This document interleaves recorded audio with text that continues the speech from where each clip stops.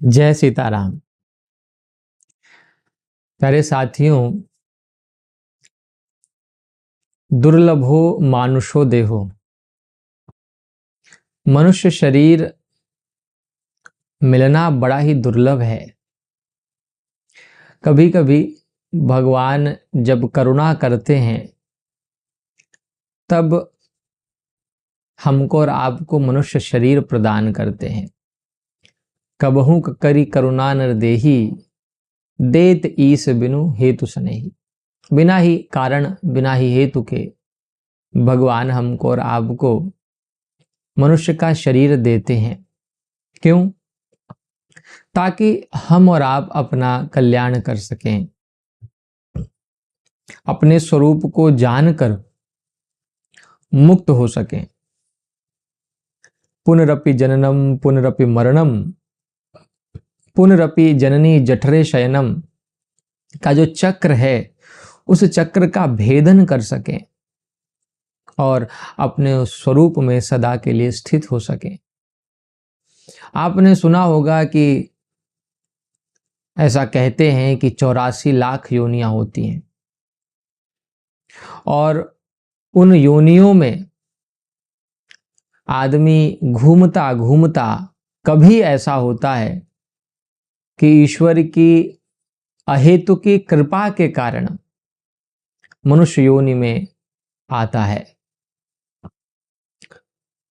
और मनुष्य योनि में आने पर जब वह सत्कर्म करता है, अच्छा काम करता है, ईश्वर का भजन स्मरण करता है, तो फिर इस 84 लाख योनि रूपी चक्र से वह सदा के लिए मुक्त हो जाता है।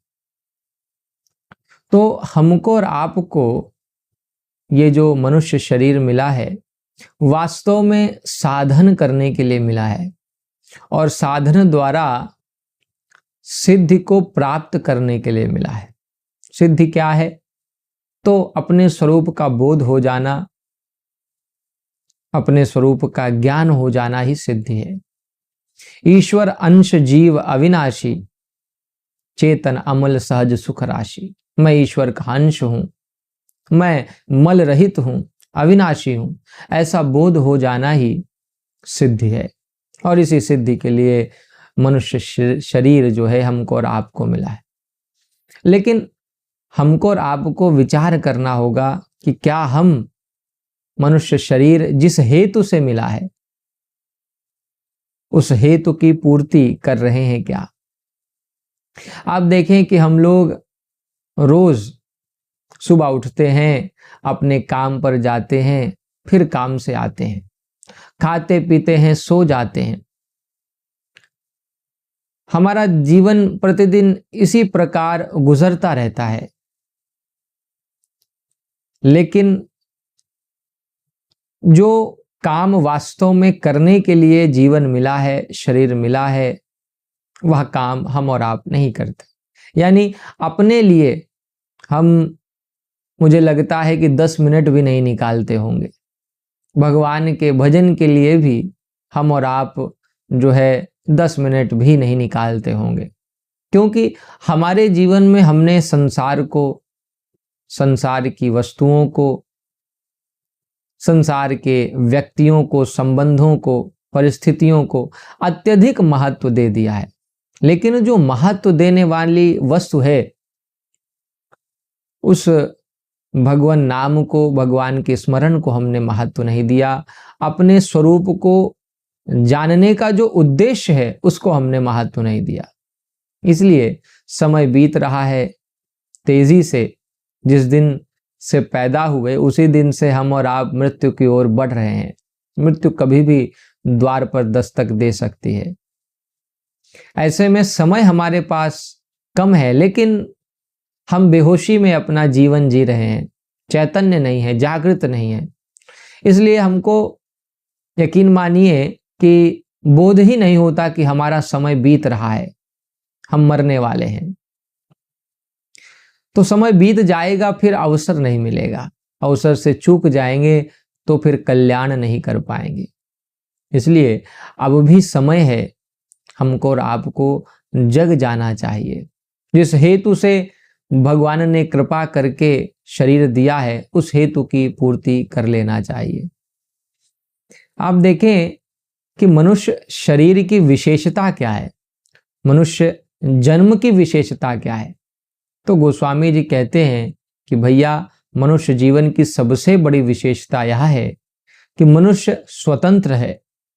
हम और आप स्वतंत्र हैं।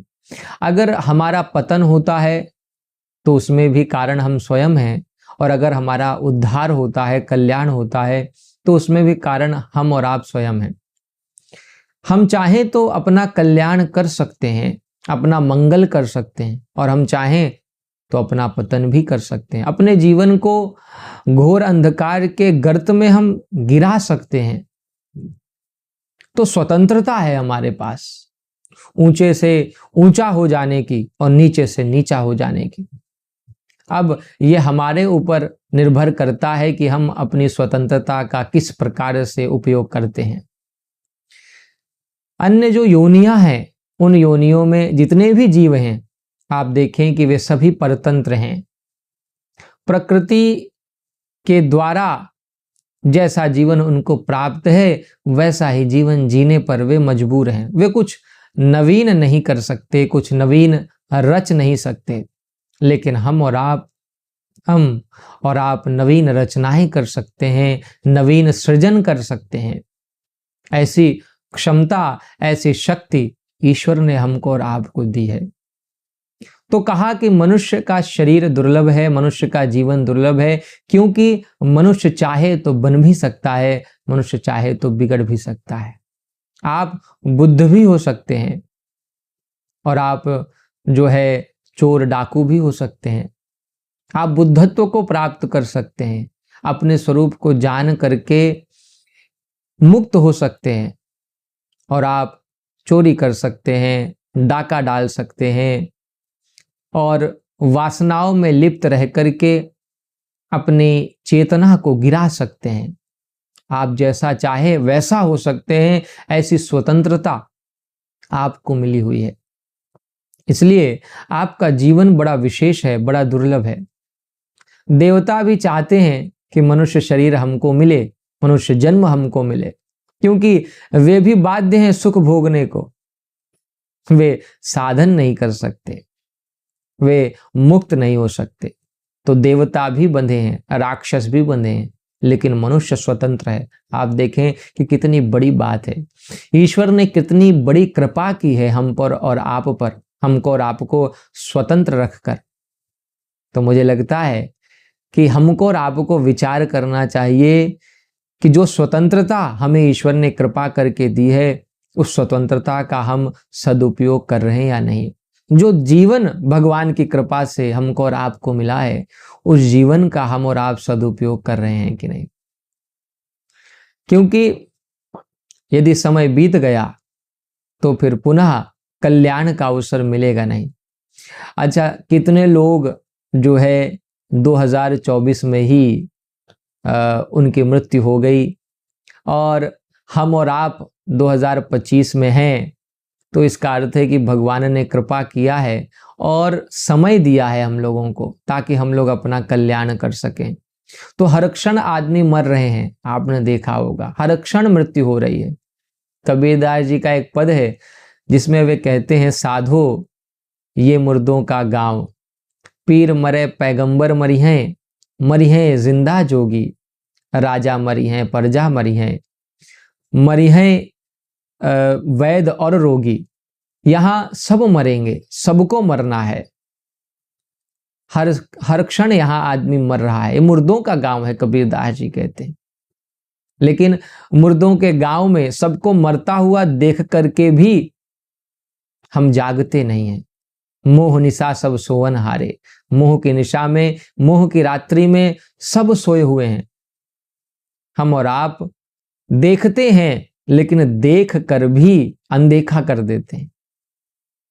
तो मुझे लगता है कि भगवान की कृपा को समझने की आवश्यकता है, और जिस हेतु से भगवान ने इस मनुष्य शरीर को दिया है, मनुष्य जीवन को दिया है, उस हेतु की पूर्ति करना हमारा और आपका एकमात्र उद्देश्य है